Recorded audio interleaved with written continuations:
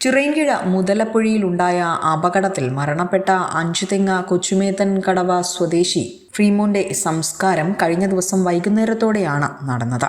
ചിറയൻകീഴ് മോർച്ചറിയിൽ സൂക്ഷിച്ചിരുന്ന മൃതദേഹം കഴിഞ്ഞ ദിവസം രാവിലെ 7:45 അഞ്ചുതെങ്ങ് സെന്റ് പീറ്റേഴ്സ് ദേവാലയത്തിൽ എത്തിച്ചിരുന്നു. സംസ്കാര ചടങ്ങുകളിൽ നൂറുകണക്കിന് പേരാണ് പങ്കുചേർന്നത്. അതേസമയം അപകടത്തിൽ കാണാതായ അഞ്ചുതെങ്ങ് കൊച്ചുമേത്തൻ കടവ സ്വദേശിയായ ഷിജിനു വേണ്ടിയുള്ള തിരച്ചിൽ കഴിഞ്ഞ ദിവസവും തുടർന്നു. പൂന്തുറ, പനത്തുറ ഭാഗങ്ങൾ കേന്ദ്രീകരിച്ചായിരുന്നു കഴിഞ്ഞ ദിവസം തിരച്ചിൽ നടന്നത്.